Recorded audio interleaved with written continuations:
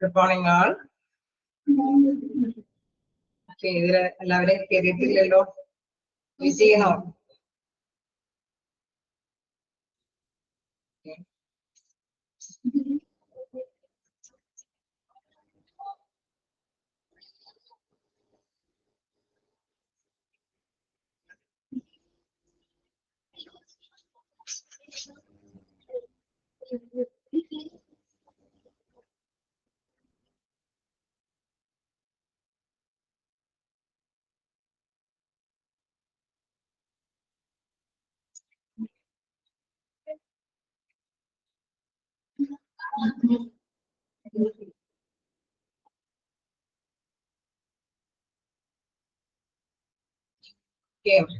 കഴിഞ്ഞ പ്രാവശ്യം എടുത്തത് വായിച്ചു നോക്കിയായിരുന്നോ?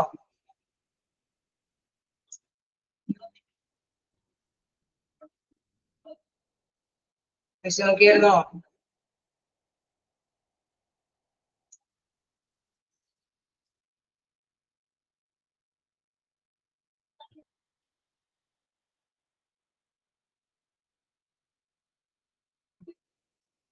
നേച്ചർ ഓഫ് എംപ്ലോയി റിലേഷൻസ് ആണ് നമ്മൾ ഡിസ്കസ് ചെയ്തത് അല്ലേ?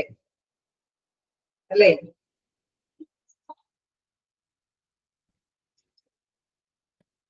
ആണോ? ആരെങ്കിലും വായിച്ചു നോക്കുന്നുണ്ടോ? നമ്മളത് വെക്കുകയാണ് ചെയ്യുന്നത്. നിങ്ങൾ വായിച്ചു നോക്കാനായിട്ട് തന്നെ ശ്രമിക്കാട്ടോ. ഓക്കെ, ഇപ്പൊ നമ്മള് കഴിഞ്ഞ ക്ലാസ്സിൽ എടുത്തത് അല്ലെ, എല്ലാ പോയിന്റ്സും അത് സ്റ്റാർട്ട് ചെയ്തിട്ട് എല്ലാ പോയിന്റ്സും എടുത്തോ? Nature of employee relations.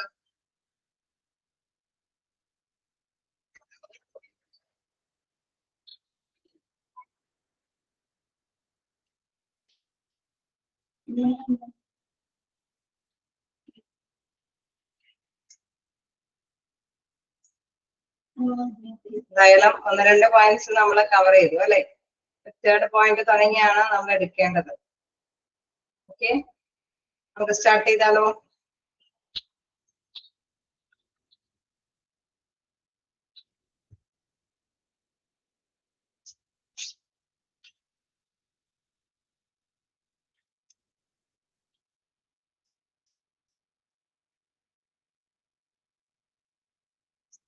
നോക്കാം. എന്താണ് നമ്മളെ റിലേഷൻസ് അല്ലെ, ഇവിടെ പ്രധാനമായിട്ട് നമ്മളിപ്പോ കണ്ട് എംപ്ലോയി റിലേഷൻസ് എന്ന് പറയുമ്പോൾ തൊഴിലുടമ തൊഴിലാളി ബന്ധം മാത്രമല്ല, പലതരത്തിലുള്ള ബന്ധങ്ങൾ നല്ല രീതിയിൽ മുറിച്ചിട്ട് കൊണ്ടുപോകണമെന്ന് പറഞ്ഞു. ഓക്കെ, റെസ്പോണ്ട് ചെയ്യാൻ ശ്രമിക്കാട്ടോ, അല്ലെങ്കിൽ ഞാൻ മാത്രം സംസാരിച്ചു പോകേണ്ടതായിട്ട് വരും. സോ നമ്മള് മനസ്സിലാക്കി തന്നെ പോകാനായിട്ട് ശ്രമിക്കുക. വായിച്ചു തീർക്കാൻ വിട്ടുപോയതാണെങ്കിൽ എന്താണെങ്കിൽ വായിച്ചു തീർക്കാനായിട്ട് ശ്രമിക്കുക. ഓക്കെ, അപ്പൊ അവിടെ നമ്മൾ പ്രധാനമായിട്ട് ഡിസ്കസ് ചെയ്തു കോംപ്ലക്സ് ആയിട്ടുള്ള ഒരു റിലേഷൻഷിപ്പ് ആണ്. അതോടൊപ്പം തന്നെ mixture of corporation and conflict അല്ലെ, ഇവിടെ പലതരത്തിലുള്ള തർക്കങ്ങളൊക്കെ വരാനായിട്ടുള്ളത് ഉണ്ട്. അപ്പൊ അതൊക്കെ കൈകാര്യം ചെയ്തൊക്കെ പോകേണ്ടതുണ്ട് എന്നുള്ള കാര്യമൊക്കെ നമ്മൾ കണ്ടു. ദെൻ ഇന്റർ ഡിസിപ്ലിനറി എന്ന് പറയുമ്പോൾ ഒരു അല്ലെ, അവിടെ തീർച്ചയായിട്ടും എന്താണ് പലതരത്തിലുള്ള എന്താ വിജ്ഞാന ശാഖ അല്ലെ, അത് അതിൽ ഉൾക്കൊള്ളിക്കുന്നതാണ്. എന്താണ് അതൊന്ന് നോക്കാം. Industrial relations can be called an interdisciplinary field. This is because it is not a fusion of multiple disciplines, rather it draws its components from various fields like sociology, law, economics, then psychology, political science, etc. അതായത് നമുക്ക് പ്രധാനമായിട്ട് അറിയുകയാണെങ്കിൽ അല്ലെ, അവിടെ തൊഴിലുടമ തൊഴിലാളി ബന്ധം മാത്രമല്ല എന്നുള്ള കാര്യം നമ്മൾ കണ്ടായിരുന്നു അല്ലെ. തീർച്ചയായിട്ടും എന്താണ് അവിടെ പലതരത്തിലുള്ള ബന്ധങ്ങൾ കാത്തു സൂക്ഷിക്കേണ്ടതുണ്ട്.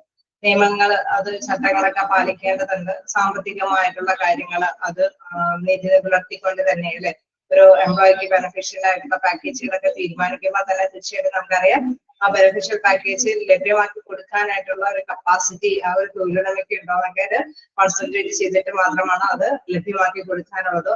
അതേപോലെ തന്നെ സൈക്കോളജിക്ക് അല്ലെ, പൊളിറ്റിക്കൽ സയൻസ് എന്നൊക്കെ പറഞ്ഞാൽ അവിടെയുള്ള എംപ്ലോയീസ് ഒക്കെ തമ്മിൽ അല്ലെ നമ്മള് എന്താണ് അവരുടെ മാനസികമായി എല്ലാ കാര്യങ്ങളും ഉൾക്കൊള്ളുന്നതാണോ എന്നുള്ളതൊക്കെ കൃത്യമായിട്ട് അവലംബിക്കേണ്ടതായിട്ടുണ്ട്. രാഷ്ട്രീയപരമായിട്ടുള്ള സ്വാധീനങ്ങൾ ഉണ്ടാവും. ആ ബിസിനസ് ഒന്ന് മുന്നോട്ട് കൊണ്ടുപോകണമെങ്കിൽ രാഷ്ട്രീയ സ്വാധീനങ്ങളെല്ലാം ഉണ്ടാവേണ്ട ആവശ്യകതയുണ്ട് അല്ലെ. അപ്പൊ തീർച്ചയായിട്ടും എന്താണ് അവിടെ ഇന്റർ ഡിസിപ്ലിനറി ഒരു ഫീൽഡാണ് എന്ന് പറയുന്നത് നമ്മുടെ ഇൻഡസ്ട്രിയൽ റിലേഷൻ എന്ന് പറയുന്നത്, വ്യവസായ ബന്ധം എന്ന് പറയുന്നത് ഇന്റർ ഡിസിപ്ലിനറി ആയിട്ടുള്ള ഒരു ഫീൽഡാണല്ലോ. അതായത് അതിലെല്ലാം ഇൻക്ലൂഡഡ് ആണ് അല്ലെ, മൾട്ടിപ്പിൾസ് ഓഫ് കാര്യങ്ങൾ അതിൽ ഇൻക്ലൂഡഡ് ആണ്. Then hence in a wider perspective, industrial relation is the interdisciplinary area that includes the study of various characteristics of individuals at the workplace. Okay, നമ്മള് പല വീക്ഷണകോണിൽ കൂടെ നോക്കണം അല്ലെ. ഇപ്പൊ ഒരു വ്യക്തിയെ നമ്മൾ സംതൃപ്തിപ്പെടുത്തുക എന്നുള്ളത് കൊണ്ട് നമ്മൾക്ക് ആ ഒരു എംപ്ലോയിനെ മാത്രമാണ് കൈകാര്യം ചെയ്യാൻ സാധിക്കുന്നത്. അപ്പൊ ആ വ്യത്യസ്ത എംപ്ലോയിക്ക് വ്യത്യസ്തമായിട്ടുള്ള ആവശ്യകതകളായിരിക്കും നിറവേറ്റാനുണ്ടാവുക അല്ലെ. അപ്പൊ അതുകൊണ്ട് തന്നെ പറയാണ് industrial relations is the Inter disciplinary area that includes the study of various characteristics of individuals at the work place. അപ്പൊ അവരുടെ വ്യത്യസ്തമായിട്ടുള്ള സവിശേഷതകൾ നിറഞ്ഞ ആ ഒരു വർക്ക് സ്പേസ് അത് മനസ്സിലാക്കിയിട്ട് തന്നെയായിരിക്കണം അവരോട് വ്യാപരിക്കാനായിട്ട് പാടുള്ളൂ. This comprise of the study of individuals, group of workers who may or may not form a union or association, the attitude of the union organizations and the employer, the public policy or legal framework ruling them of employment, then the economic of employment issues, and even the comparative analysis of industrial relations system in various countries over the various time zones. Okay, നമ്മള് പ്രധാനമായിട്ട് നോക്കുകയാണെങ്കിൽ വ്യവസായ ബന്ധം എന്നതല്ലേ ജോലി സ്ഥലത്തെ ആ ഒരു വ്യക്തിയുടെ ആ സ്വഭാവ സവിശേഷതകളെ കുറിച്ചിട്ടുള്ള പഠനം അല്ലെ, അത് ആവശ്യമാണ്. പക്ഷെ അതിൽ മാത്രം ഉൾക്കൊള്ളുന്നതല്ല അല്ലെ, പലതരത്തിലുള്ള കാര്യങ്ങൾ കൂടി അതിൽ ഇൻക്ലൂഡഡ് ആണ്. നമ്മള് സാമ്പത്തികമായിട്ടുള്ള അവലോകനങ്ങൾ നടത്തണം, മറ്റു രാഷ്ട്രീയ പരമായിട്ടുള്ള സ്വാധീനങ്ങൾ ഉണ്ടെങ്കിൽ അതിനെ കുറിച്ചിട്ടൊക്കെ കൃത്യമായിട്ടുള്ള ഒരു അവലോകനം ഉണ്ടായിരിക്കണം. എന്തെങ്കിലും പോളിസികളൊക്കെ നമ്മൾ കൊണ്ടുവരുമ്പോഴേ അല്ലെ, അവിടെ തൊഴിലുടമ തൊഴിലാളി ബന്ധത്തിന്റെ അടിസ്ഥാനത്തിൽ എന്തെങ്കിലും പോളിസികൾ നയങ്ങൾ കൊണ്ടുവരുന്നുണ്ടെങ്കിൽ തീർച്ചയായിട്ടും എന്താണ് എല്ലാവരും ഫോളോ ചെയ്യുന്ന ലീഗൽ ആയിട്ടുള്ള നിയമവശങ്ങൾ കൂടി കൺസിഡർ ചെയ്യണം. എങ്കിൽ മാത്രമാണ് നമ്മളുടെ നിയമങ്ങളെ പ്രാബല്യത്തിൽ കൊണ്ടുപോകാനായിട്ട് സാധിക്കുകയുള്ളൂ. അല്ലാതെ നമ്മൾ സ്വയമേ ഒരു റൂൾസ് ആൻഡ് റെഗുലേഷൻസ് ഏർപ്പെടുത്തി കഴിഞ്ഞു കഴിഞ്ഞാൽ തൊഴിലുടമയ്ക്കും തൊഴിലാളികൾക്കും ഒക്കെ ആണെങ്കിൽ സമൂഹത്തിന് ചിലപ്പോ അല്ലെങ്കിൽ അവിടെ അല്ലെ നമുക്കറിയാം ഗവൺമെന്റിന് ഫോളോ ചെയ്യേണ്ട കുറെ നിയമ നടപടികളുണ്ടാവും. തീർച്ചയായിട്ടും അതെല്ലാം തന്നെ നമ്മൾ കൈകാര്യം ചെയ്യണം അല്ലെ. അപ്പൊ അവിടെ തീർച്ചയായിട്ടും ഈ എല്ലാ വ്യവസ്ഥകളും കൈകാര്യം ചെയ്തില്ലെങ്കിൽ കോടതിയായിട്ട് നമ്മൾ സമീപിക്കേണ്ടതായിട്ട് വരും. സോ അതുകൊണ്ട് തന്നെ മനസ്സിലാക്കുക, this comprise of the study of individuals, groups or workers who may or may not form a union associations. നമ്മൾ ഒരു യൂണിയൻ അസോസിയേഷനിലെ മെമ്പറൊക്കെ ആയിട്ടായിരിക്കും അവർ അവരുടേതായിട്ടുള്ള അവകാശങ്ങളൊക്കെ നേടിയെടുക്കാൻ ശ്രമിക്കുന്നത്. The attitude of the union organizations and the employer, public policy or legal frameworks ruling turning of employment. എന്ന് വെച്ചാൽ നമുക്കറിയാം തീർച്ചയായിട്ടും തൊഴിലുടമയ്ക്കും അവരുടേതായിട്ടുള്ള അവകാശങ്ങൾ നേടിയെടുക്കാനുള്ള യൂണിയനുകൾ ഉണ്ടാവാം, തൊഴിലാളികൾക്കും അതിനുള്ള അവകാശങ്ങൾ നേടിയെടുക്കേണ്ട നിയമാവലികൾ ഉണ്ടാവും, അസോസിയേഷനുകൾ ഉണ്ടാവും. സോ അങ്ങനെ വരുമ്പോൾ തീർച്ചയായിട്ടും എന്താണ് അവിടെ ലീഗലായിട്ടുള്ള നിയമവശങ്ങളും ഉണ്ടാവും. അപ്പൊ ഇതെല്ലാം തന്നെ ഒന്നിച്ച് മൂവ് ചെയ്ത് പോയാൽ മാത്രമാണ് അത് അതിൻ്റെതായിട്ടുള്ള ലക്ഷ്യങ്ങൾ നേടിയെടുക്കാനായിട്ട് സാധിക്കുള്ളൂ. സാമ്പത്തിക അവസ്ഥകൾ അവലോകനം ചെയ്യണം, അതേപോലെ തന്നെ പൊളിറ്റിക്കൽ ആയിട്ടുള്ള എന്തെങ്കിലും രാഷ്ട്രീയ വശങ്ങൾ ഉണ്ടെങ്കിൽ ഇതെല്ലാം തന്നെ ഇതില് ഇൻക്ലൂഡഡ് ആയിട്ട് കൊണ്ടുപോകണം അല്ലെ.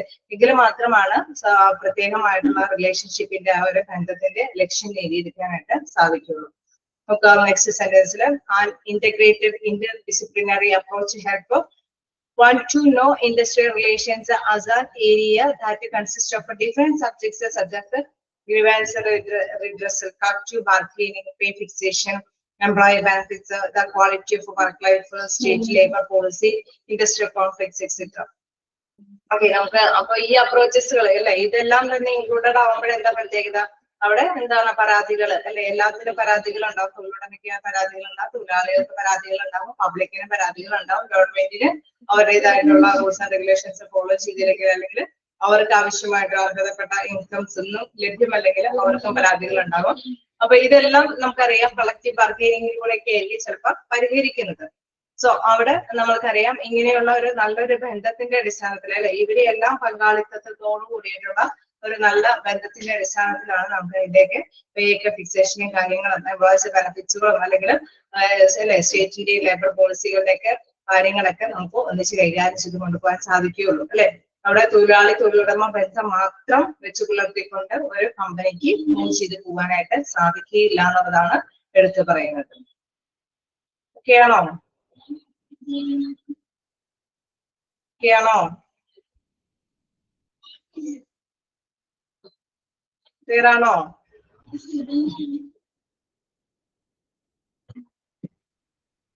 മോർണിംഗ് പറയേണ്ടതുണ്ടോ?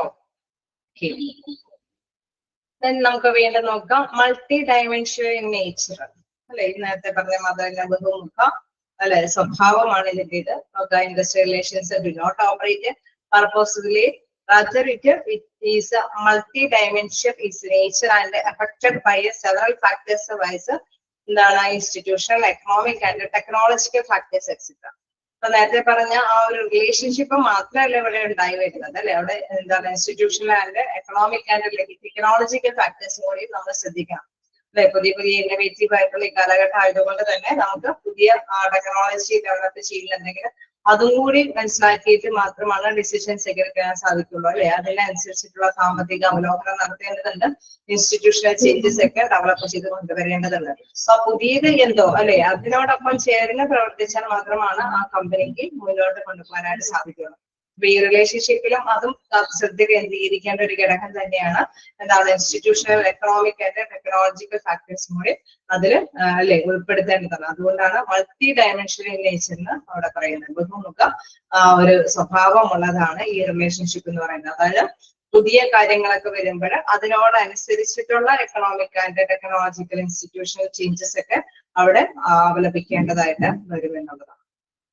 ഓക്കെ, അതിന്റെയൊക്കെ ഹെഡിങ് നിങ്ങൾ മസ്റ്റ് ആയിട്ട് മനസ്സിലാക്കുക. നേച്ചർ അല്ലെ, nature of employees relations complex relationship ആണ്. Mixture of corporation and conflicts.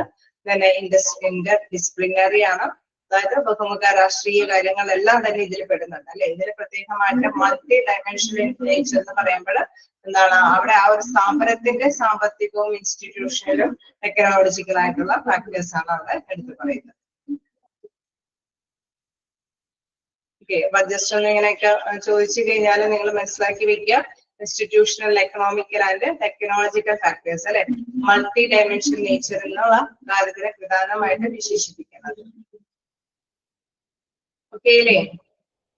Nature okay ആണോ? ഹെഡിങ് ഒക്കെ ഓക്കെ ആയോ?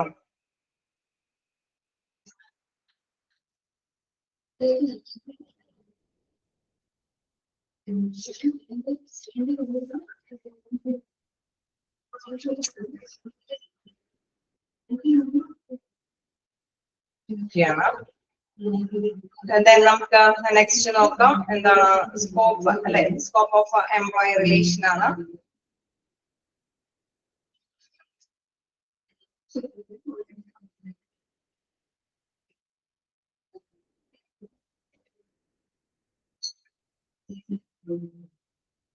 നോക്കാം. The scope of industrial relations comprise all the sorts of relations in an industry like creating and nurturing useful and friendly labor management relations, industrial harmony and industrial democracy. Okay. അപ്പൊ അവിടെ എന്താണ് നമുക്കറിയാം, അവിടെ ജനാധിപത്യം എന്നൊക്കെ പറയുന്നത് അതായത് വ്യാവസായിക ഐക്യം അല്ലെങ്കിൽ വ്യാവസായികമായിട്ടുള്ള ആ ഒരു ജനാധിപത്യമൊക്കെ മുൻകൂട്ടി കണ്ടുകൊണ്ട് അല്ലെ അവിടെ തീർച്ചയായിട്ടും ആ ഒരു രീതി ഫോളോ ചെയ്ത് പോകണമെങ്കിൽ അല്ലെ അവിടെ അതിനനുസരിച്ചിട്ടുള്ള രീതിയിൽ തന്നെ അത് പരിപോഷിപ്പിച്ചു കൊണ്ടുപോകണം. അതായത് അവിടെയുള്ള ആ ഒരു കമ്പനിയിൽ എടുക്കുന്ന തീരുമാനങ്ങളെല്ലാം തന്നെ യൂണിറ്റിയോട് കൂടിയിട്ട് മുന്നോട്ട് കൊണ്ടുപോകാൻ പറ്റുന്ന തരത്തിലുള്ള കാര്യങ്ങളായിരിക്കണം അല്ലെ. അപ്പൊ നമ്മൾ ക്രിയേറ്റ് ചെയ്യുന്ന എല്ലാ തീരുമാനങ്ങളും എന്താണ് ഒരിക്കലും എന്താണ് വ്യവസായത്തിന് അല്ലെ കെടുതം മറിക്കുന്ന തരത്തിലുള്ള തീരുമാനങ്ങളാകരുത്. ആ വ്യാവസായികമായിട്ടുള്ള ജനാധിപത്യത്തില് ഒരു പങ്കാളി എന്ന ഒരു കമ്പനി അല്ലെ, അതിലൊരു കമ്പനി ഒരു വ്യത്യസ്തമായിട്ടുള്ള കമ്പനികളിൽ ഉൾപ്പെടുന്ന ഒരു കമ്പനിയാണ് നമ്മുടെ കമ്പനി എന്നുള്ള ഒരു മനോഭാവത്തോടുകൂടി ആ ഒരു ജനാധിപത്യ ഭാഷയിലൂടെ ആയിരിക്കണം മുന്നോട്ട് കൊണ്ടുപോകുന്നത്. ഐക്യത്തോടു കൂടിയിട്ട് മുന്നോട്ട് കൊണ്ടുപോകാനായിട്ട് ശ്രമിക്കേണ്ടതാണ് അല്ലെ. The scope of industrial relations comprise all sorts of relation in an industry like creating and nurturing useful and friendly labor relation management relations. എന്താണ് nurturing എന്ന് പറയുന്നത്? അതായത് പരിപോഷിപ്പിക്കുക അല്ലെ, നല്ല ഫ്രണ്ട്ലി ആയിട്ടുള്ള കാര്യങ്ങള് മാനേജ്മെന്റ് കാര്യങ്ങൾ കൈകാര്യം ചെയ്യുന്ന തരത്തിലുള്ള ബന്ധങ്ങളൊക്കെ പരിപോഷിപ്പിച്ചു കൊണ്ടുപോവുക. Industrial harmony and industrial democracy ഒക്കെ നമ്മൾ ഉറപ്പുവരുത്താനൊക്കെ ആയിട്ട് ശ്രമിക്കേണ്ടതാണ്. In any industry the workers who work വിത്ത്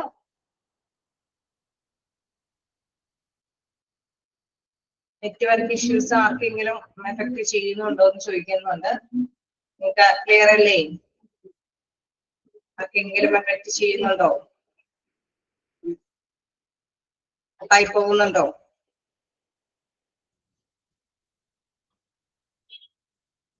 ഇല്ല എന്നാണ് അവിടെ പറയുന്നത്. എന്തെങ്കിലും ചിലപ്പോ ആ ഭാഗത്ത് എന്തെങ്കിലും ഇഷ്യൂസ് ആയിരിക്കും. ശ്രദ്ധിക്കാം. ഓക്കെ, ഒന്നും കൂടി ഒന്ന് ഓഫ് ചെയ്ത് ഓൺ ആക്കിയൊക്കെ നോക്കുക.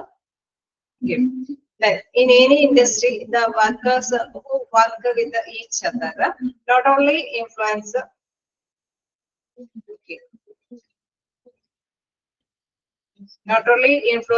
work relations, but also influence the social, economic, political, professional, and moral lives of individuals doing job at various organizations.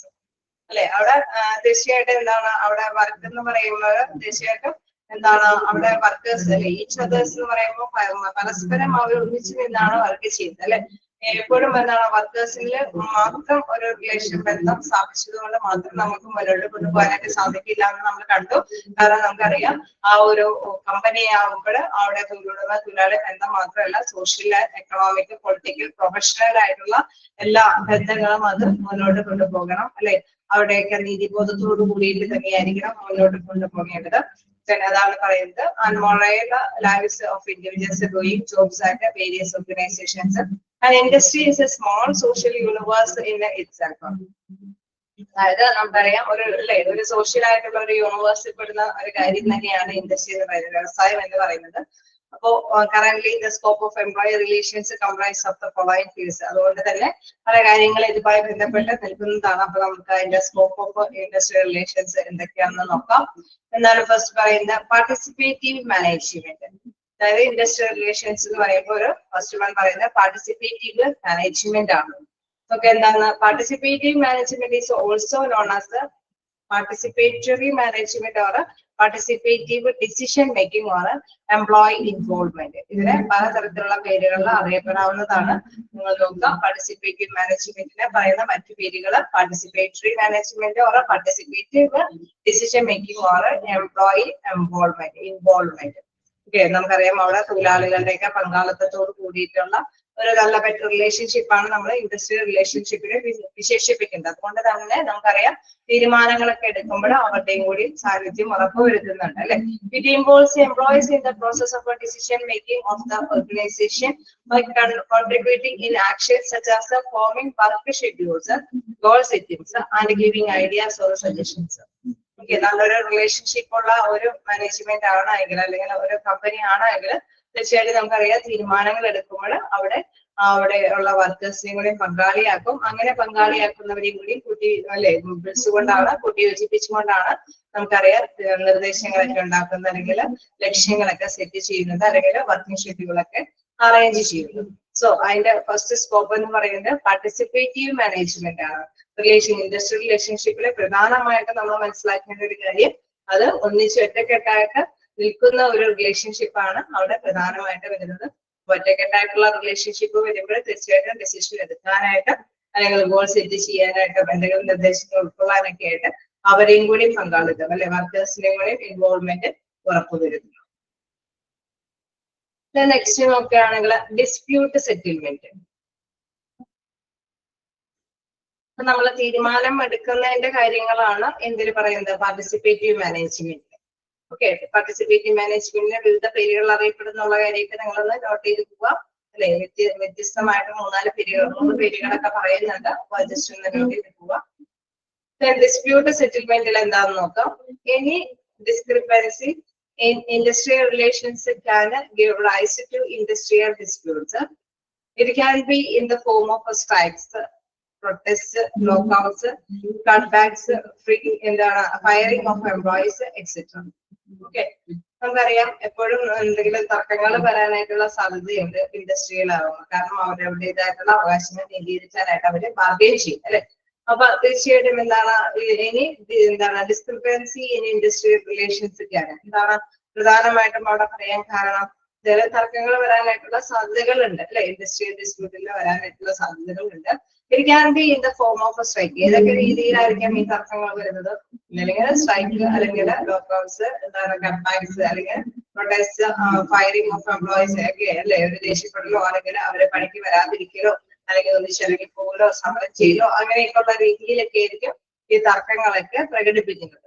The Industrial Disputes Act 1947 is the major legislation for identifying and resolving the industrial disputes. Okay, അപ്പൊ നമുക്കറിയാം അതിന്റെ scope അനുസരിച്ചിട്ട് ഇതിനൊരു act ഉണ്ട്. ഇങ്ങനെയുള്ള തർക്കങ്ങൾ വന്നു കഴിഞ്ഞാൽ പരിഹരിക്കുന്നതുമായി ബന്ധപ്പെട്ട ആക്ടാണ് 1947 ഇൻഡസ്ട്രിയൽ ഡിസ്പ്യൂട്ട് ആക്ട് നിലവിൽ വരുന്നത്. സോ അതിന്റെ ആ നിയമപരമായിട്ടുള്ള രീതിയിൽ തന്നെ ഓരോ പ്രോബ്ലം എന്താണെന്നുള്ളത് അത് ഐഡന്റിഫൈ ചെയ്ത് റിസോൾവ് ചെയ്യുക എന്നുള്ളതാണ് ഈ ആക്ടിന്റെ കീഴിലുള്ള നടപടികൾ. സോ ഇൻഡസ്ട്രിയൽ ഡിസ്പ്യൂട്ട് ആക്ട് അല്ലെ, അത് നോട്ട് ചെയ്യേണ്ട ഒരു പോയിന്റാണ് 1947. ഓക്കെ, അപ്പൊ ഡിസ്പ്യൂട്ട് സെറ്റിൽമെന്റ് ഒക്കെ എന്താണ്, നല്ലൊരു റിലേഷൻഷിപ്പും കൊണ്ടാണ് സാധ്യമാക്കുന്നത്. തീർച്ചയായിട്ടും നല്ലൊരു റിലേഷൻഷിപ്പ് ഇല്ല എങ്കിൽ അവിടെ ബാർഗെയിൻ ചെയ്തിട്ട് അല്ലെങ്കിൽ നെഗോഷിയേഷൻ ഒക്കെ വിളിച്ചുകൂട്ടി അല്ലെ, ചർച്ചകളൊക്കെ നടത്തിക്കൊണ്ട് അത് തീരുമാനം എത്താനായിട്ട് സാധിക്കുകയില്ല. തീർച്ചയായിട്ടും തർക്കങ്ങൾ വരാനായിട്ടുള്ള സാധ്യതകളുണ്ട്. പലതരത്തിലുള്ള തർക്കങ്ങൾ ഉണ്ടെന്ന് നമ്മൾ കണ്ടു. സ്ട്രൈക്കും പ്രൊട്ടസ്റ്റ്, ലോക്കൌട്ട്സും കൺട്രാക്ട്സ് ഒക്കെ ഇതിലെ പെടാവുന്ന തർക്കങ്ങളിൽ പെടുന്ന പ്രധാനപ്പെട്ട വേദികളാണ്. അപ്പൊ തീർച്ചയായിട്ടും എന്താണ്, ഈ രീതിയിൽ വരുമ്പോൾ അവിടെ തീർച്ചയായിട്ടും എന്താണ്, ഈ ആക്ട് പ്രകാരം എന്തൊക്കെയാണോ പറഞ്ഞിരിക്കുന്നത് ആ രീതിയിലായിരിക്കും സോൾവ് ചെയ്യുന്നത് അല്ലെ, പ്രോബ്ലംസിനൊക്കെ സോൾവ് ചെയ്യുന്നത്. ഓക്കെ, പാർട്ടിസിപ്പേറ്റീവ് മാനേജ്മെന്റ് എന്താണെന്നുള്ളതൊക്കെ കഴിയും. അതുപോലെ തന്നെ ഡിസ്പ്യൂട്ട് സെറ്റിൽമെന്റും ഒക്കെയാണോ? ജസ്റ്റ് വായിച്ചു നോക്കുക കേട്ടോ. നിങ്ങൾ എടുത്തോടത്തോളം വരുന്ന ജസ്റ്റ് വായിക്കാം. എവിടെയെങ്കിലും ഡൗട്ട് ഉണ്ടെങ്കിൽ ചോദിക്കാം.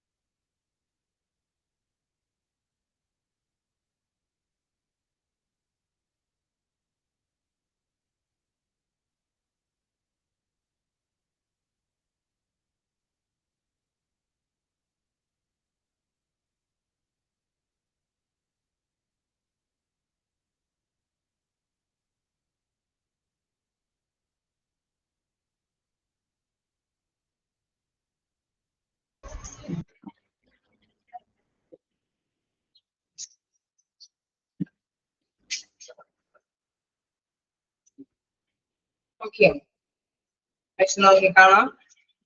നമുക്ക് ചെറിയ ചെറിയ പോയിന്റ്സുകളാണ് ഇനി ഉള്ളതാണെങ്കിലും ജസ്റ്റ് വായിച്ചു പോകാനുള്ളതേ ഉള്ളൂ. നിങ്ങളൊന്ന് മനസ്സിലാക്കി പോവാം.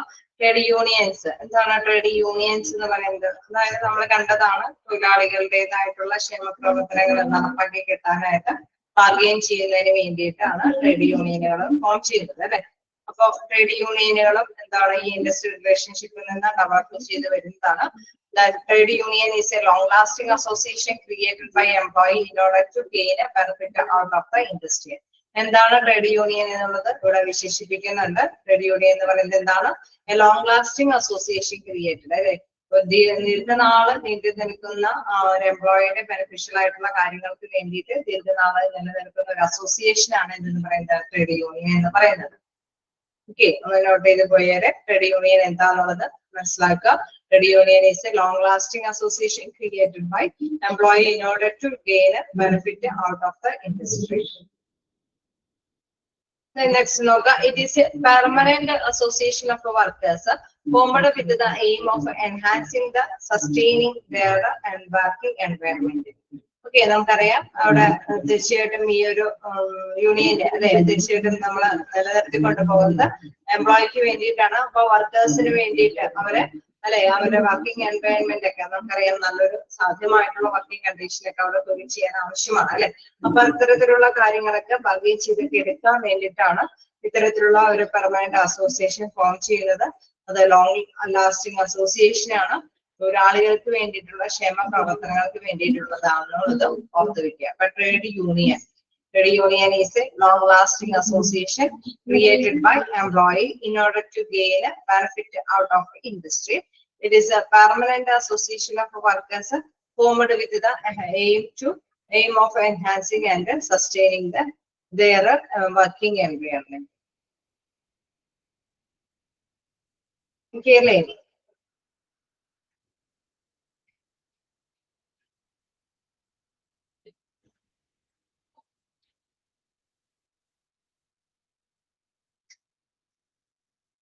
നമുക്ക് നെക്സ്റ്റ് നോക്കാം എംപ്ലോയേഴ്സ് ഓർഗനൈസേഷൻസ്.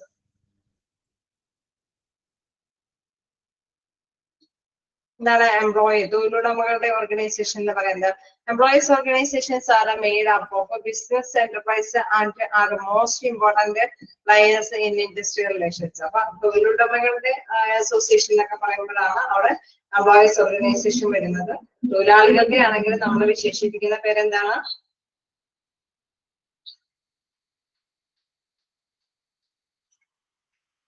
തൊഴിലാളികളുടെ ആണെങ്കിൽ ഞാനിപ്പോ എന്താ പറഞ്ഞു പോയത്? ജസ്റ്റ് ഒന്ന് വായിച്ചു നോക്കി.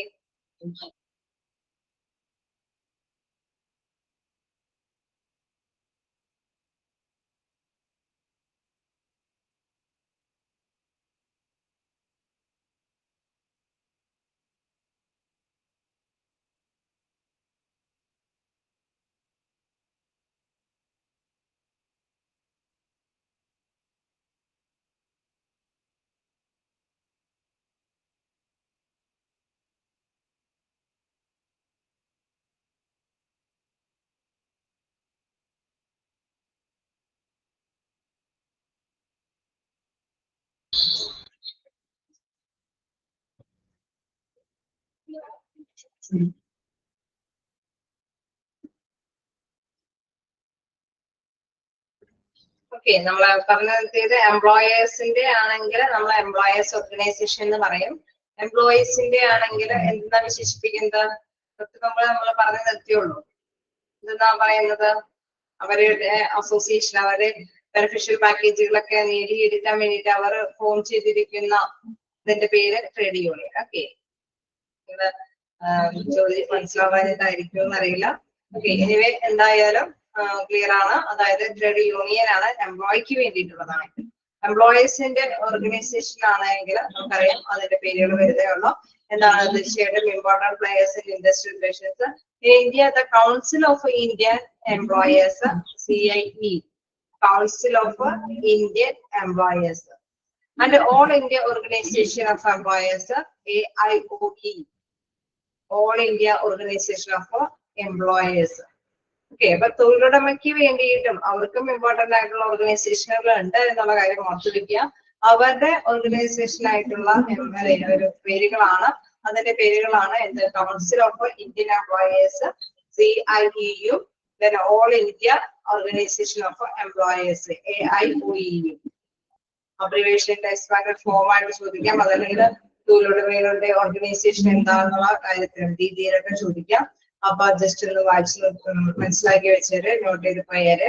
That are the major association for Indian employees. They include a member from employees organizations which consist of representative organizations, chambers of commerce and trade, and the industry associations of the public sector. Okay, നമുക്കറിയാം വ്യവസായ സംരംഭകരാണ് അതുമായി ബന്ധപ്പെട്ട വ്യക്തികൾ അല്ലെ. അവിടെ തൊഴിലുടമയ്ക്ക് വേണ്ടിയുള്ള ഓർഗനൈസേഷന്റെ കാര്യമാണ് നമ്മളിപ്പോ പറഞ്ഞത്.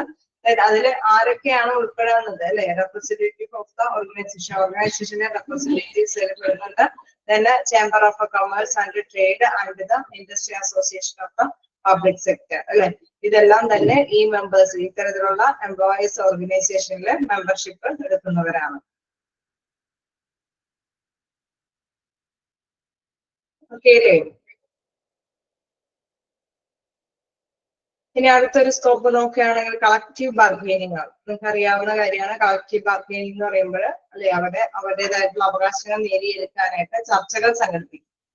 അല്ലെ ട്രേഡ് യൂണിയനുകളാണെങ്കിലും ഈ പറഞ്ഞ നമ്മുടെ ഈ അസോസിയേഷൻ തൊഴിലുടമകളുടേതായിട്ടുള്ള അസോസിയേഷനുകളാണെങ്കിലും അവർ അവരുടേതായിട്ടുള്ള അവകാശങ്ങൾ നേടിയെടുക്കാനായിട്ട് എന്താണ് അവിടെ ചർച്ചകൾ സംഘടിപ്പിക്കും. ഓക്കെ, കളക്റ്റീവ് ബാർഗെയിനിങ് നിങ്ങൾക്ക് അറിയാവുന്നത് കൊണ്ട് തന്നെ നിങ്ങൾ ജസ്റ്റ് ഒന്ന് വായിക്കാം. എന്തെങ്കിലും ഡൗട്ട് ഉണ്ടെങ്കിൽ ഞാൻ പറഞ്ഞു പോകുമ്പോൾ നിങ്ങൾക്ക് അപ്പൊ പെട്ടെന്ന് ക്ലിയർ ആവും. ഒന്ന് വായിച്ചു നോക്കാം.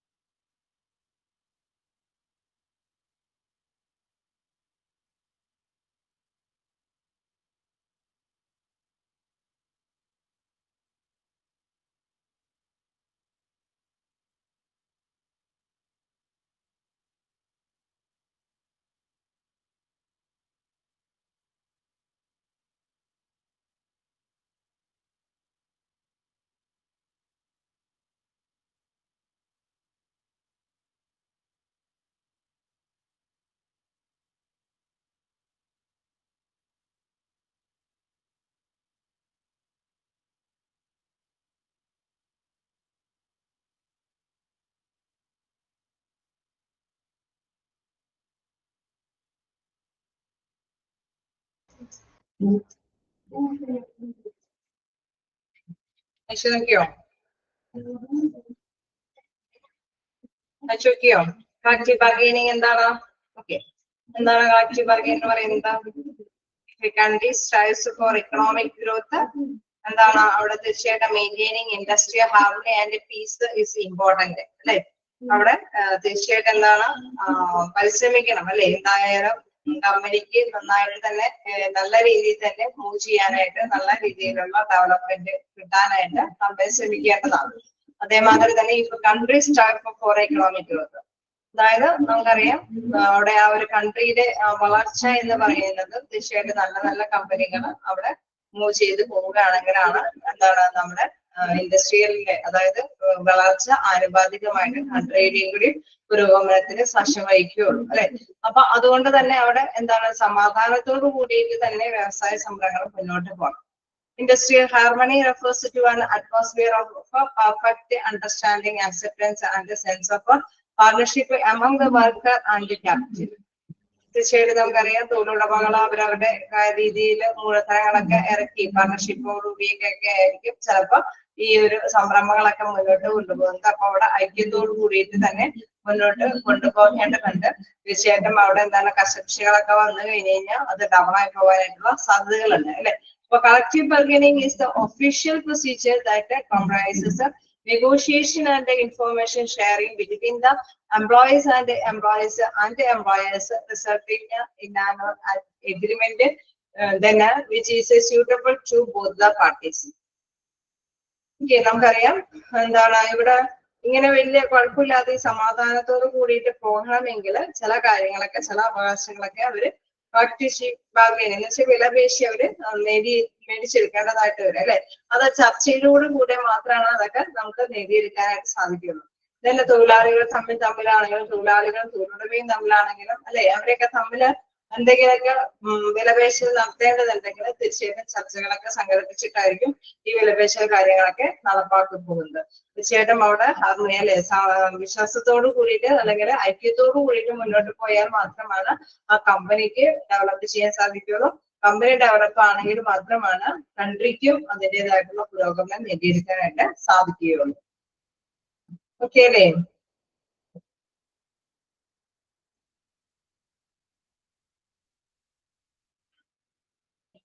Okay.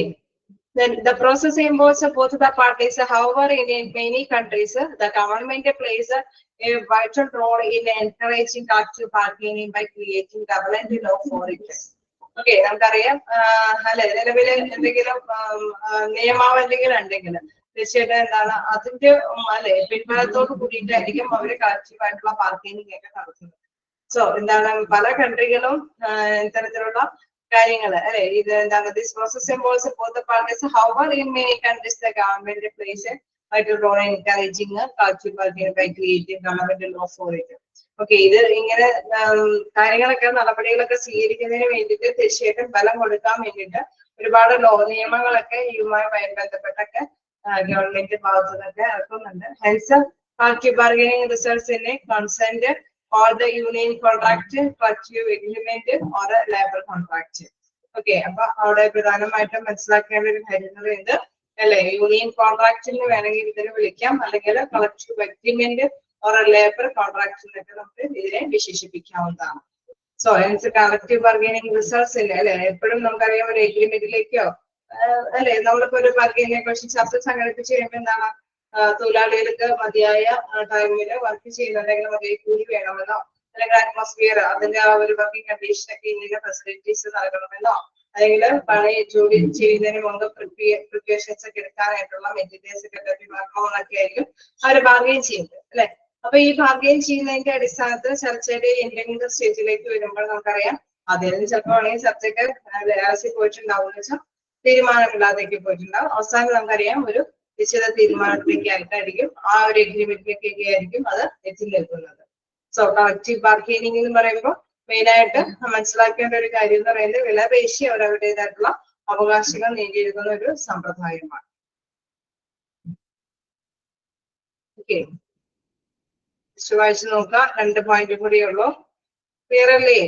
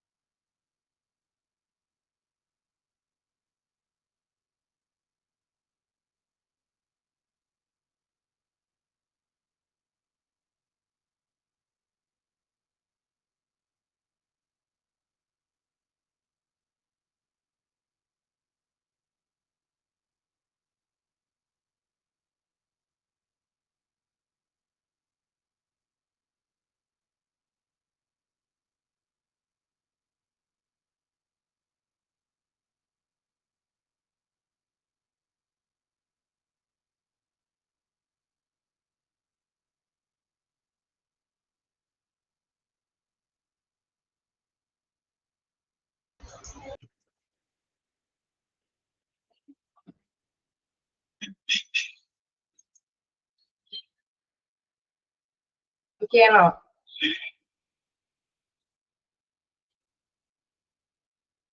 ക്ലിയർ ആണ്. ആർക്കും വോയിസ് പ്രോബ്ലം ഇല്ലെല്ലാം വേറെ ആർക്കും നമ്മളായിട്ട് എന്റെ തൊണ്ടയ്ക്ക് ഇച്ചിരി പെയിൻ ഉണ്ട്. ഞാൻ അതാണ് ഇടയ്ക്ക് ബ്രേക്ക് ചെയ്തൊന്ന് ചൂടുവെള്ളമൊക്കെ ഒന്ന് കുടിക്കുന്നത്. അപ്പം വേറെ പ്രശ്നമൊന്നും ഇല്ലല്ലോ, നിങ്ങൾ ഓക്കെ അല്ലേ? ക്ലിയർ അല്ലേ?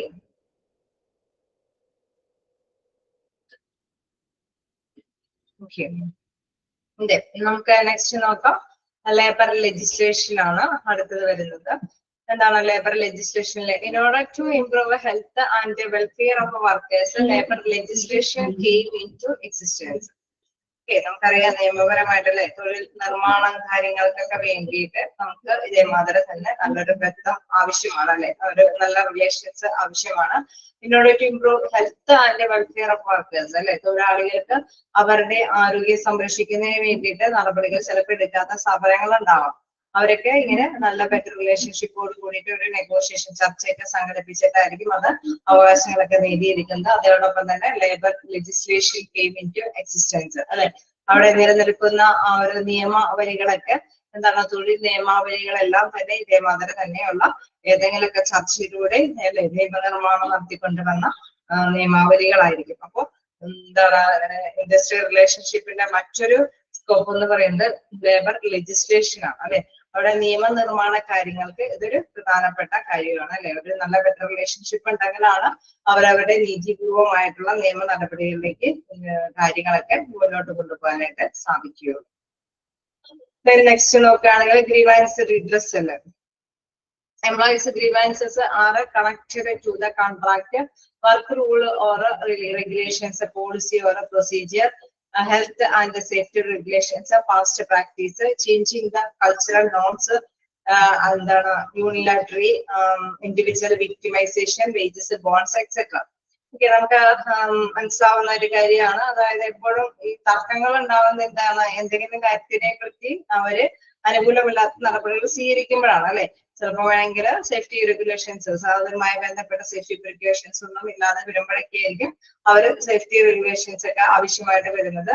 അല്ലെങ്കിൽ എന്താണ് അവർക്ക് പാസ്റ്റ് പ്രാക്ടീസ് അല്ലെങ്കിൽ ചേഞ്ചിങ് ദ കൾച്ചറൽ നോംസ് എന്നൊക്കെ പറയുമ്പോൾ അവിടെ എന്താണ് എല്ലാത്തിനും അല്ലെ ഒരു സാംസ്കാരികമായ രീതികൾ അല്ലെങ്കിൽ പ്രൊട്ടക്റ്റീവ് ആയിട്ടുള്ള രീതികൾ, അതല്ലെങ്കിൽ അവർക്ക് ഒരു വേർതിരിവ് അല്ലെ ഇൻഡിവിജ്വൽ വിക്ടിമൈസേഷൻ ഒക്കെ പറയുമ്പോൾ ഓരോ വ്യക്തികളെ വേർതിരിച്ച് അല്ലെ ചില കൂട്ടർക്ക് സാലറിയോടൊപ്പം തന്നെ ആനുകൂല്യങ്ങൾ ലഭ്യമാക്കുന്നു, ചില കൂട്ടർക്ക് അത് കൊടുക്കുന്നില്ല, ചിലരുടെ എക്സ്പീരിയൻസ് അനുസരിച്ചിട്ട് പ്രൊമോഷൻ കൊടുക്കുന്നു, ചിലർക്ക് അത് കൊടുക്കുന്നില്ല അല്ലെ. അപ്പൊ ബോണസ്, വേജസ് എല്ലാത്തിനും അവിടെ വ്യത്യസ്തമായിട്ടുള്ള ഒരു നിലപാടുകളൊക്കെ സ്വീകരിക്കുകയാണെങ്കിൽ തീർച്ചയായിട്ടും അതിന് പരാതികളുണ്ട് അല്ലെ.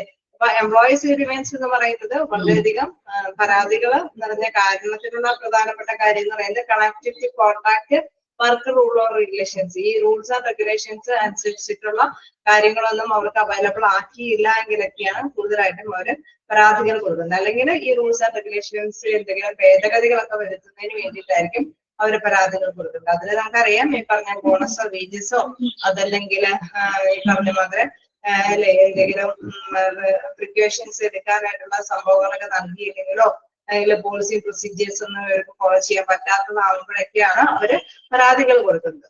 All these grievances can be resolved through the grievance redressal procedure. അതായത് നമുക്കറിയാം പരാതികള് പരിഹാര മാർഗങ്ങളാണ് കണ്ടെത്തുന്നത്. തീർച്ചയായിട്ടും അത് പരിഹരിക്കാനായിട്ടായിരിക്കും അവർ ശ്രമിക്കുന്നത്.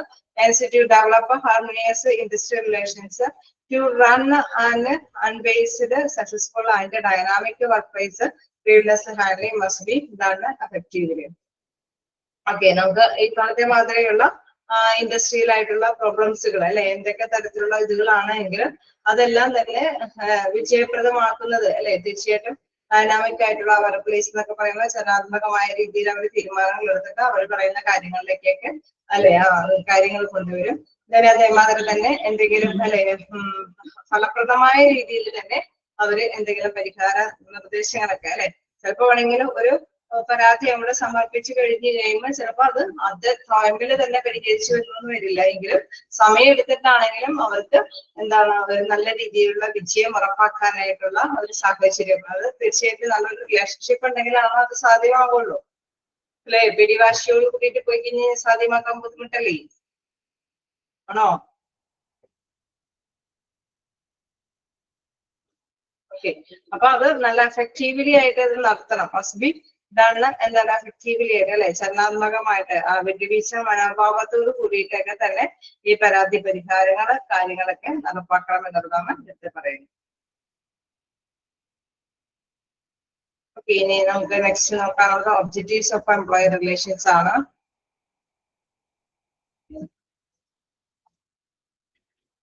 ഓക്കെ, ഇതില് നമ്മള് സ്കോപ്പ് ഓഫ് എംപ്ലോയീസ് റിലേഷൻസിൽ ഏതെങ്കിലും പോയിന്റ് കിട്ടാത്തതുണ്ടോ? അയച്ചു നോക്കിട്ട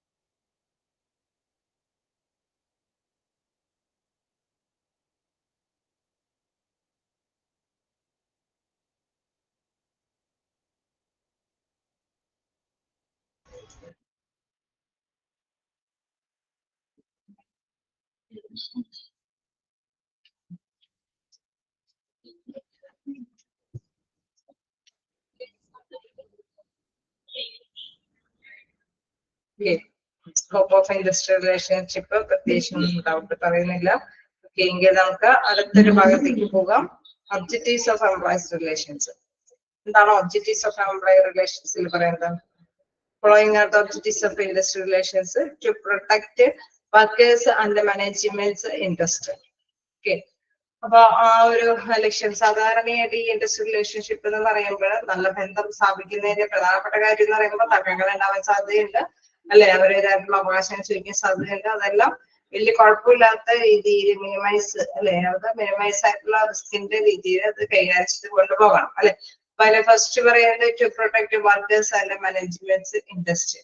അവിടെ എന്താണ് മാനേജ്മെന്റ്, അല്ലെ, ഇൻഡസ്ട്രി, മാനേജ്മെന്റിന്റേതായിട്ടുള്ള ഇൻഡസ്ട്രി അതിനെ സംരക്ഷിക്കപ്പെടുന്നു എന്നുള്ളതാണ്. നോക്കാം, protecting the well being of workers and management by creating excellent understanding and will be between the various sections that are responsible for the production is the prime objectives of industrial relations. Okay. അതായത് നമ്മൾ പറയുകയാണെങ്കിൽ, അല്ലെ, നമ്മൾ excellent ആയിട്ടുള്ള ഒരു understanding എന്ന് വെച്ച് കഴിഞ്ഞാൽ നല്ല രീതിയിലുള്ള മനസ്സിലാക്കി കൊടുക്കാനായിട്ടുള്ള സാഹചര്യം ഉണ്ടായിരിക്കണം. അതായത് എപ്പോഴും നമുക്ക് ഗുഡ് വിൽ ആയിരിക്കണം എന്ന് പറയുന്നത് എന്താണ്? നല്ല ഒരു പേര് കേട്ട ഒരു രീതിയിലുള്ള ഒരു കൃത്യമായിട്ടുള്ള ഒരു, അല്ലെ, പരിഹാര നിർദ്ദേശ കാര്യങ്ങളായിരിക്കണം അവർക്ക് അറേഞ്ച് ചെയ്ത് കൊടുക്കേണ്ടത്. തീർച്ചയായിട്ടും എന്താണ് responsible for production in the prime objectives of industrial relations. അതായത് ഇത്തരത്തിലുള്ള ഏതെങ്കിലും, അല്ലെ, ഇത്തരത്തിലുള്ള ഏതെങ്കിലും പ്രോബ്ലംസ് ഉണ്ടെങ്കിൽ തന്നെ, അല്ലെ, അത് നല്ല രീതിയിൽ പരിഹരിക്കുകയാണെങ്കിലാണ് അത് ഉത്തരവാദിത്ത പൂർണ്ണമായിട്ടുള്ള ഒരു റിലേഷൻഷിപ്പിന് സാക്ഷ്യം വഹിക്കാനായിട്ട് സാധിക്കുക. സോ അതുകൊണ്ട് പറയാണ്, protecting the well being workers and management by creating excellent understanding and goodwill between various sections. തൊഴിലാളിയും തൊഴിലുടമകളും തമ്മിൽ നല്ലൊരു ബന്ധം ഉണ്ടായാൽ മാത്രമാണ് അവിടെ കോൺഫ്ലിക്ട്സുകളൊക്കെ പരിഹരിച്ചു പോകാൻ സാധിക്കുന്നത്. അതായത് ഇരുകൂട്ടരെയും മനസ്സിലാക്കാനായിട്ടുള്ള ഒരു കപ്പാസിറ്റി വേണം, അല്ലെ? അപ്പൊ ഇരുകൂട്ടരുടേതായിട്ടുള്ള അവകാശങ്ങൾ അവിടെ കൃത്യമായിട്ട് തന്നെ മനസ്സിലാക്കി കൊണ്ടുപോകാനായിട്ട് സാധിക്കുമെന്നുള്ളതാണ്. ഓക്കെ, ക്വസ്റ്റ്യൻ ഓക്കെ ആണോ?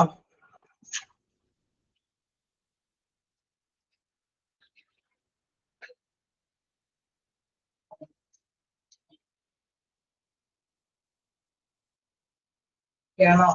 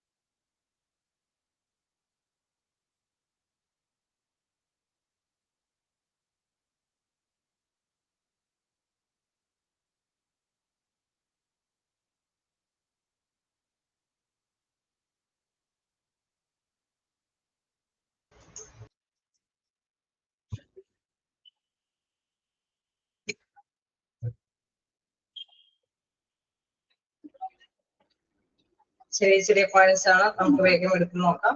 To improve economic status of workers.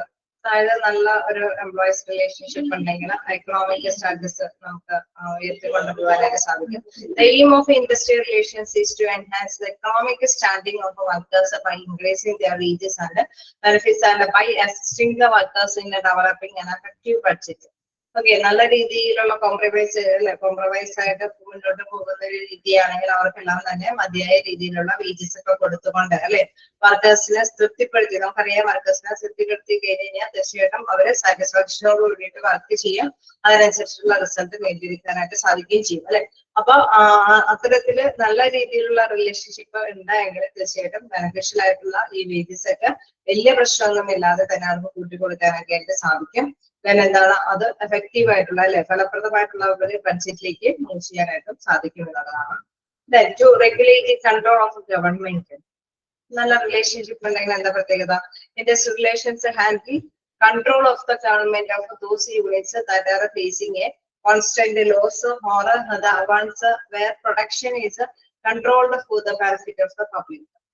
Okay, നമ്മൾ മനസ്സിലാക്കേണ്ട ഒരു പ്രധാനപ്പെട്ട കാര്യം എന്ന് പറയുന്നത് those units that are facing constant loss or once where production is controlled for the benefit, അല്ലെ?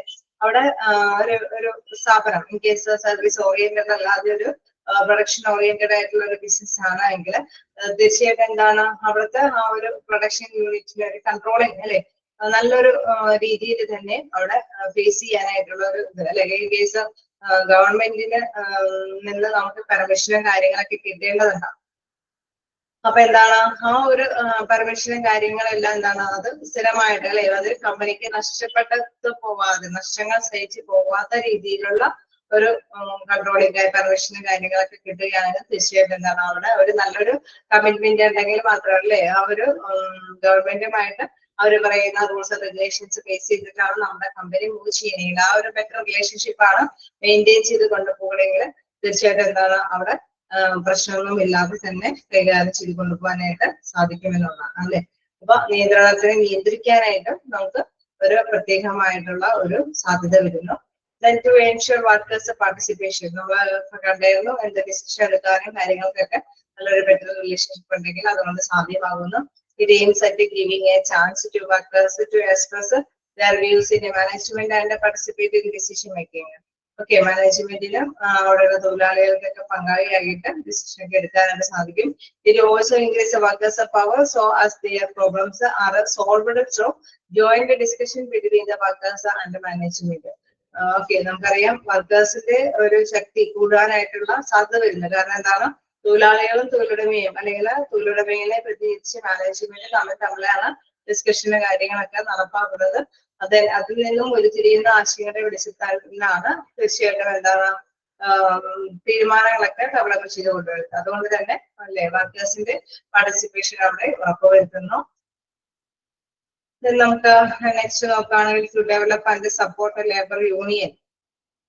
ഓക്കെ, നമുക്കറിയാം വ്യത്യസ്ത യൂണിയനുകൾ അവിടെ പ്രവർത്തിക്കുന്നുണ്ട്. തീർച്ചയായിട്ടും തൊഴിലാളികൾക്ക് വേണ്ടിയിട്ടുള്ളതും അല്ലെ അതേമാതിരി തന്നെ മറ്റു രീതിയിലുള്ള ഇതുകൾ അല്ലെ സാധ്യതകളൊക്കെ അവിടെ പ്രവർത്തിക്കുന്നുണ്ട്. സോ എന്താണ് to develop support labour unions. ഈ ലേബർ യൂണിയനുകളൊക്കെ ആർക്ക് വേണ്ടിയിട്ട് സപ്പോർട്ട് ചെയ്യുന്ന അവിടെയുള്ള വർക്കേഴ്സിന് വേണ്ടിയിട്ട് അല്ലെ. It creates and promotes labour unions so that the workers strength can be enhanced. അവരുടെ സ്ട്രെങ്ത് അവരുടെ ഒരു ശക്തി അത് വികസിപ്പിച്ചു കൊണ്ടുവരാനായിട്ട് സാധിക്കുന്നു എന്നുള്ളതാണ്. സോ ലേബർ യൂണിയനുകൾ ഉണ്ടെങ്കിൽ മാത്രമാണ് വർക്കേഴ്സിന് അവരുടേതായിട്ടുള്ള മൂല്യങ്ങൾ നേടിയെടുക്കാനായിട്ട് സാധിക്കുള്ളൂ. അതായത് ഒരു ശക്തി അല്ലെ ഒരു ശക്തി കേന്ദ്രത്തിന്റെയും കൂടി ഒരു അല്ലെ ഒരു പദ്ധതിയോട് കൂടിയിട്ടാണ് അവര് ബാർഗെയിൻ ചെയ്യാനായിട്ട് ശ്രമിക്കുന്നത്. So to develop and support labour unions. Then to prevent industrial conflicts. അതായത് തർക്കങ്ങൾ ഉണ്ടെങ്കിൽ നമുക്കറിയാം ബെറ്റർ റിലേഷൻഷിപ്പ് ഉണ്ടെങ്കിൽ ഒരു പരിഹാരത്തിന് വലിയ പ്രശ്നം ഉണ്ടാവില്ല അല്ലെ. Another objective is to reduce the chance of industrial conflicts and cultivate a peaceful relationship that are vital characteristics of a provider workforce and industrial programs of a nation. Okay, നമുക്ക് ഇത്തരത്തിലുള്ള തർക്കങ്ങൾ കുറച്ചുകൊണ്ടുവരാൻ സാധിക്കുന്നു എന്ന് പറയാനായിട്ട് പ്രധാനപ്പെട്ട കാര്യം നമുക്ക് സമാധാനമായിട്ടുള്ള രീതിയിലുള്ള ബന്ധങ്ങൾ അല്ലെ അത് പ്രധാനപ്പെട്ട ഒരു സവിശേഷതയാണ്. Productive workforce and industrial programmes of നേഷന്റെ ഒരു സൗകര്യപ്രദമായിട്ടുള്ള ഒരു കാര്യം തന്നെയാണ് അത്. അപ്പൊ സമാധാനത്തോടു കൂടിയിട്ട് തന്നെ മൂവ് ചെയ്യാനായിട്ട് സാധിക്കുന്നു. So to prevent industrial conflicts നമുക്ക് തർക്കങ്ങളൊക്കെ ഉണ്ടെങ്കിൽ ഈ ഒരു യൂണിയന്റെയോ അല്ലെങ്കിൽ അസോസിയേഷന്റെ ഒക്കെ നേതൃത്വത്തിൽ അത് പരിഹരിച്ചു കൊണ്ടുപോകാനൊക്കെ ആയിട്ട് സാധിക്കുന്നു. ഓക്കെ, എല്ലാ പോയിന്റ്സും എടുക്കുന്നില്ല. ഓക്കെ, എന്തെങ്കിലും ഡൗട്ട് ഉണ്ടെങ്കിൽ ചോദിക്കാം.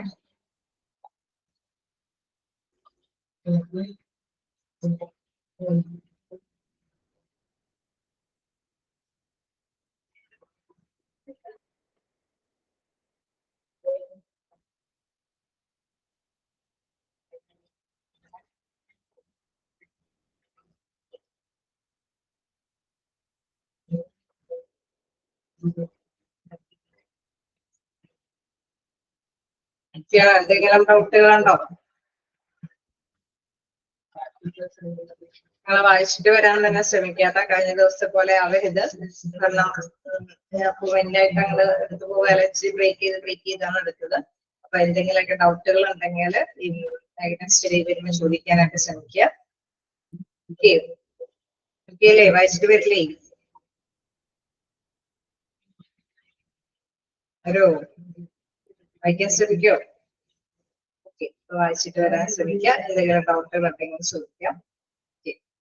നമുക്ക് നെക്സ്റ്റ് ക്ലാസ്സിൽ കാണാം. Thank you.